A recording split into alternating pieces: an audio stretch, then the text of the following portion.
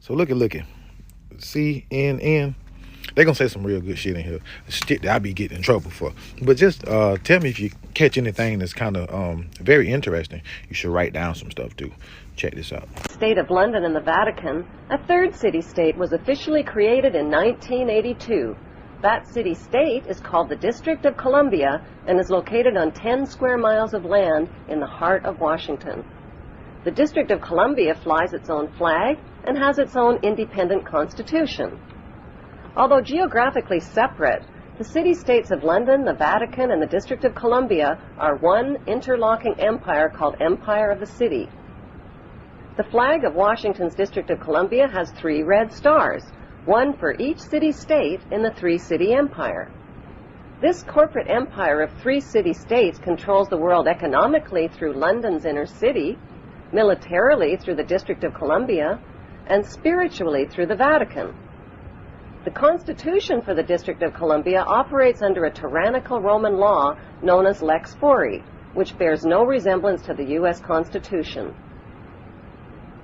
When Congress passed the Act of 1871, it created a separate corporate government for the District of Columbia.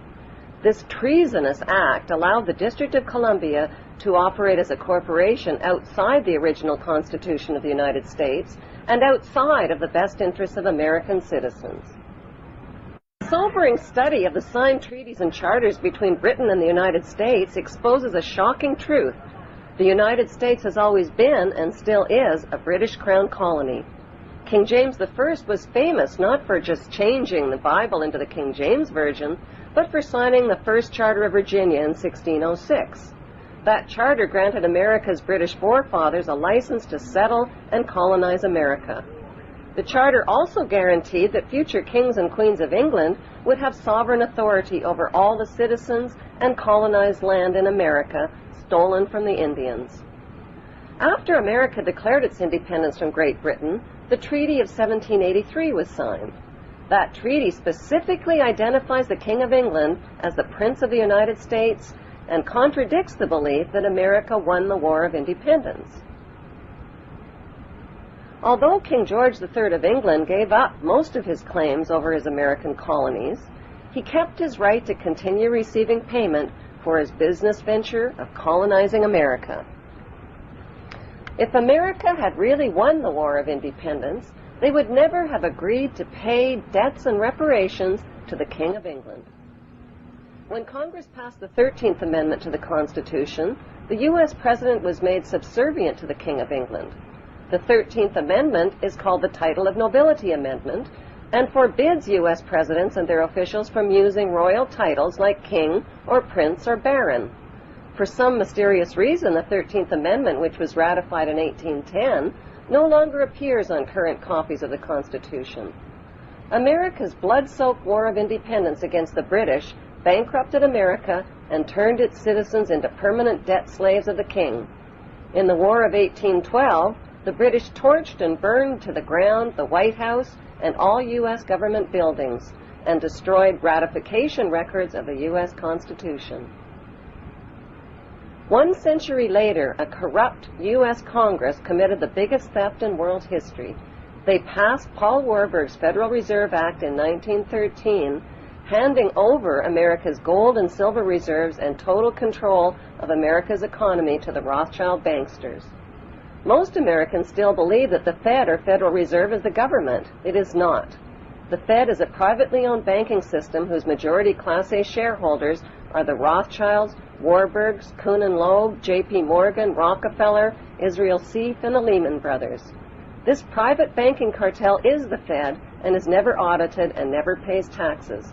They print and design America's money, which displays their symbols of an Egyptian pyramid, a Masonic all-seeing eye, and the words, "In God we trust." Who exactly is the God they trust? They also collect American taxpayers' money through the IRS. Then they loan it back again with interest to pay for roads, bridges, and other public. Most U.S. citizens believe that the United States is a country and that the President is the most powerful man on earth. The United States is not a country. It is a corporation, and the President is President of the Corporation of the United States. He and his elected officials work for the corporation, not for the American people. Since the United States is a corporation, who owns the corporation of the United States? Like Canada and Australia, whose leaders are prime ministers of the Queen and whose land is called Crown Land, the United States is just another crown colony. Crown colonies are controlled by the empire of 3 city-states. At the center of each city-state is a towering, phallic-shaped stone monument called an obelisk that points skyward. In D.C. city-state, the obelisk, known as the Washington Monument, was dedicated to Freemason George Washington by the Freemason Grand Lodge of the District of Columbia.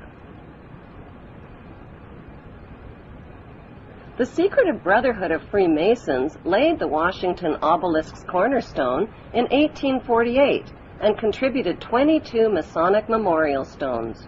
250 Masonic lodges financed the Washington Monument obelisk, including the Knights Templar Masonic Order.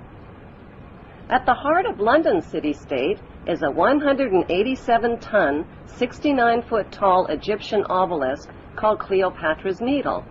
It was transported from Egypt and erected on the banks of the River Thames.